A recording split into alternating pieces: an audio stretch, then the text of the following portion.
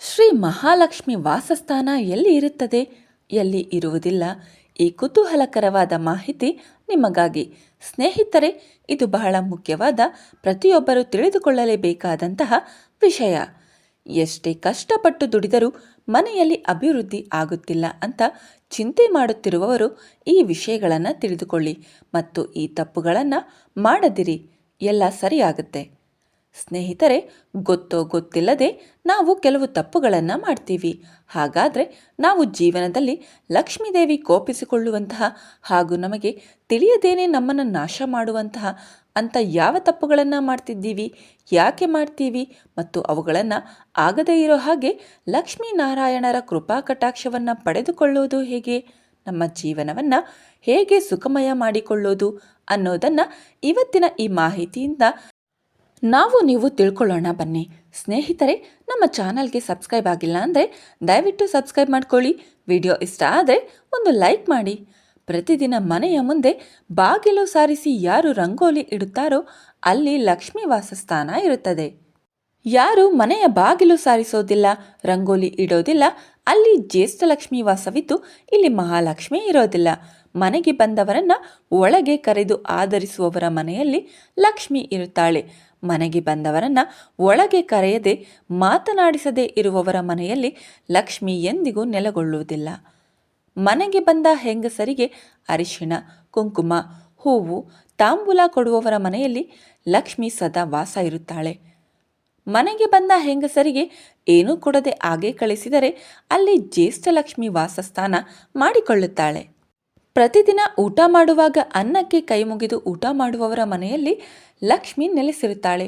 ಊಟ ಮಾಡುವಾಗ ಕೋಪ ಮಾಡಿಕೊಂಡು ಊಟವನ್ನು ನಿಂದಿಸಿ ಊಟ ಮಾಡುವವರ ಮನೆಯಲ್ಲಿ ಲಕ್ಷ್ಮಿ ವಾಸವಿರುವುದಿಲ್ಲ.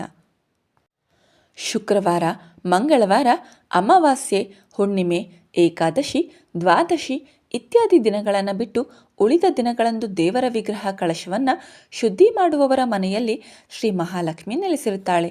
ಶುಕ್ರವಾರ, ಮಂಗಳವಾರ, ಅಮಾವಾಸ್ಯೆ, ಹುಣ್ಣಿಮೆ, ಏಕಾದಶಿ, ದ್ವಾದಶಿ ಇತ್ಯಾದಿ ದಿನಗಳಂದು ದೇವರ ವಿಗ್ರಹ ಕಳಶಗಳನ್ನು ಶುದ್ಧಿ ಮಾಡದಿದ್ದರೆ ಆ ಮನೆಯನ್ನು ಲಕ್ಷ್ಮಿ ತೊರೆಯುತ್ತಾಳೆ.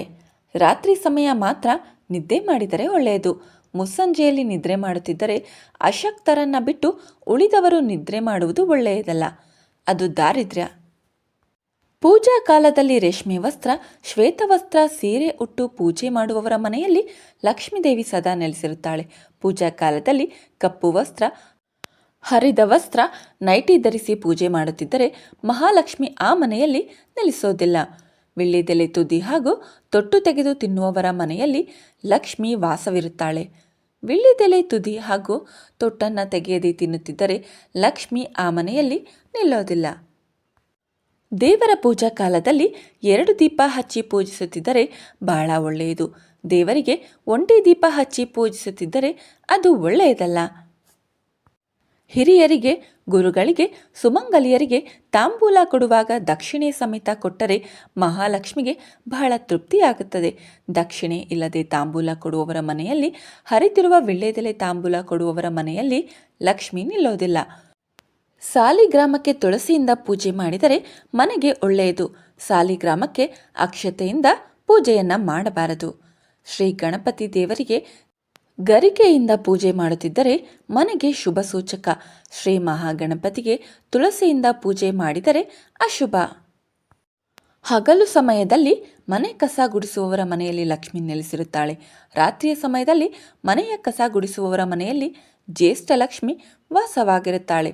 ಮುಂಜಾನೆ ಬೇಗ ಎದ್ದು ಸ್ನಾನ ಮಾಡಿ ಪೂಜೆ ಮಾಡುವ ಮನೆಯಲ್ಲಿ ಲಕ್ಷ್ಮಿ ನೆಲೆಸಿರುತ್ತಾಳೆ. ಸೂರ್ಯ ನೆತ್ತಿಯ ಮೇಲೆ ಬಂದರೂ ಸ್ನಾನ ಪೂಜೆ ಇಲ್ಲದ ಮನೆಯಲ್ಲಿ ಲಕ್ಷ್ಮಿ ನೆಲೆಸೋದಿಲ್ಲ. ಬಲಮುರಿ, ಶಂಖ, ಶ್ರೀಫಲ, ಗೋಮತಿ ಚಕ್ರ ಪೂಜೆ ಮಾಡುವವರ ಮನೆಯಲ್ಲಿ ಲಕ್ಷ್ಮಿ ಇರುತ್ತಾಳೆ. ಸರಿಯಾಗಿ ಆಕಾರವಿಲ್ಲದ ವಿಗ್ರಹಗಳು, ಭಿನ್ನವಾಗಿರುವ ವಿಗ್ರಹಗಳು ಇದ್ದರೆ ಅಂತಹವರ ಮನೆಯಲ್ಲಿ ಶ್ರೀ ಮಹಾಲಕ್ಷ್ಮಿ ನೆಲೆಗೊಳ್ಳೋದಿಲ್ಲ. ದೇವರ ಮನೆಗೆ ಸಂಬಂಧಪಟ್ಟ ಕೆಲವು ಮಾಹಿತಿಗಳು, ಪ್ರತಿಯೊಬ್ಬ ಸ್ತ್ರೀಯು ತಿಳಿಯಲೇಬೇಕಾದ ಮಾಹಿತಿಗಳು ಇವು. ದೀಪಗಳನ್ನು ನೆಲದ ಮೇಲೆ ಇಡಬೇಡಿ. ಒಂದು ಚಿಕ್ಕ ತಾಮ್ರದ ತಟ್ಟೆಯಲ್ಲಾದರೂ ಇಡಿ ಅಥವಾ ರಂಗೋಲಿ ಹಾಕಿ ಅದರ ಮೇಲೆ ಇಡಿ. ಪೂಜೆಗೆ ಕನಕಾಂಬರ ಹೂವು ಅಷ್ಟು ಪ್ರಶಸ್ತವಲ್ಲ. ಆದಷ್ಟು ಕನಕಾಂಬರ, ಚೆಂಡು ಹೂವು ಬೇಡ.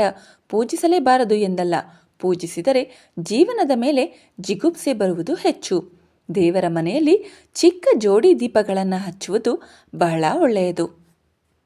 ಸುಮ್ಮನೆ ಕಳಸವನ್ನ ಇಡಬೇಡಿ. ಕಳಸ ಮೊದಲಿನಿಂದಲೂ ಬಂದಿದ್ದರೆ ಮಾತ್ರ ಇಡಿ. ಕಳಸಗಳನ್ನು ಬರೀ ನೆಲದ ಮೇಲೆ ಇಡಬಾರದು.